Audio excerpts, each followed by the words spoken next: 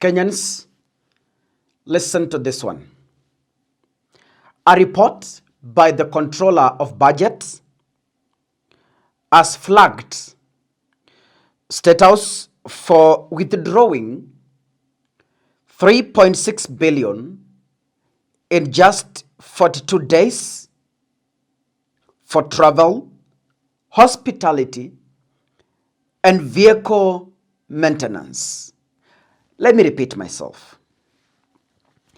A report by the Controller of the Budget has flagged State House, not Parliament, not Judiciary, State House, for withdrawing 3.6 billion in 42 days. So let us calculate this. 3.6 billion, yeah? 3.6 billion divided by 42. So these individuals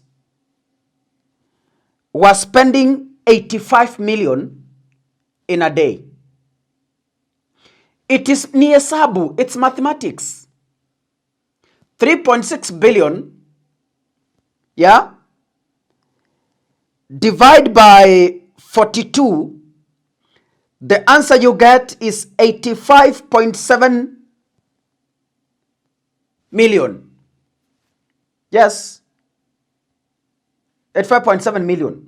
That is 85,714,285. So State House in 42 days was able to spend 85 million daily on just travels, hospitality, and vehicle maintenance. Hivyo haujaweka State House repairs, haujaweka State House renovations, haujaweka zile baisikeli mliona pale nje, haujaweka zile tents mliona pale, haujaweka zile pikipiki mliona pale, haujaweka zile sewing machines mliona huko nje. According to the report, the Treasury released the funds between May 14th and June 24th, 2025, just 6 days before the end of the financial year.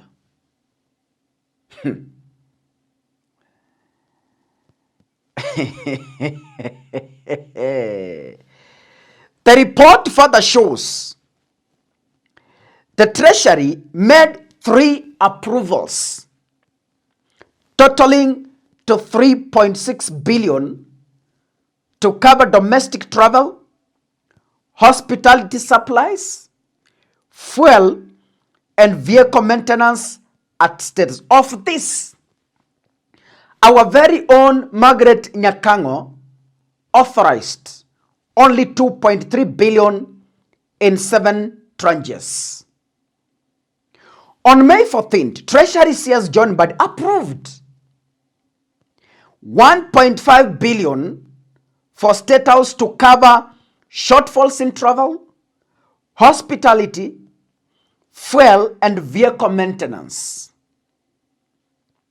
Subsequent control of budget approvals included 358.16 million on May 15th, 263.46 million on May 21st, 626.5 million on 27th May, and 250 million on 28th of May.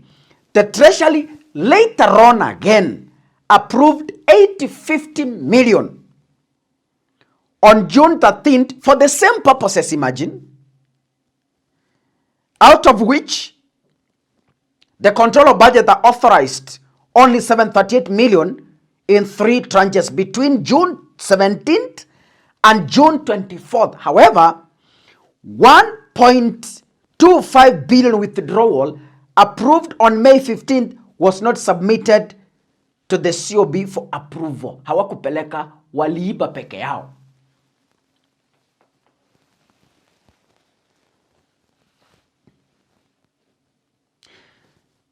This is the individual accusing members of parliament of being corrupt. Najua niliwaambia hapa mkafikiria ni kuchukia Ruto. Mimi sichukii Ruto. I tell you facts. Niliwaambia hapa, the father of all corruptions in Kenya is well known. The chief principal of the University of Corruption in Kenya is the vice chancellor. In fact, the chancellor himself is well known. So when you find the vice chancellor is accusing juniors of stealing after himself stealing, you can imagine if you calculate these billions withdrawn here for state house use only.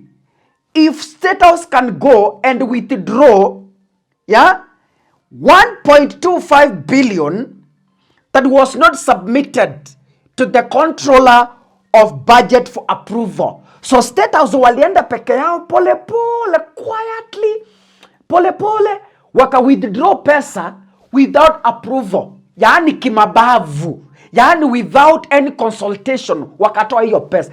Ladies and gentlemen, Kenya is being looted right, left and center. Alafu munadanganya with the very same John Mbadi.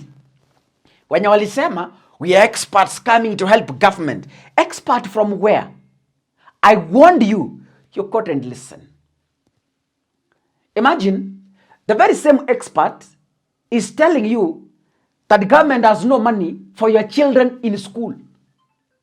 With this, the very same individual is telling you that government has no money for your children in school. They cannot be able to sustain subsidized free primary, secondary, and university education. But look at what they are doing, ladies and gentlemen. Imagine spending 87 million in a single day. 87 million. 87 million in a single day. Inasomesha watoto wangapi kwa university? I'm just asking. How many students can 87 million pay school fees for? Halafu mnasema, we want to make Kenya like Singapore. We want to make Kenya like, I don't know, Korea. We want to make Kenya, I don't know, South Africa. From where? When you are looting right, left, and center. Each and every day you are looting money from the government. When? Is this how Singapore spends? Is this how South Korea spends? Is this how South Africa spends? Jamani wa Kenya, tuulizane maswali ya ukweli. Tuache kudanganyana. By the time we are in 2027, 2 years in office, these guys are going to milk government. Pesa yenu itanyonywa dry. But anyway, that is your government. God bless you. See you in the next episode. Asanteni sana.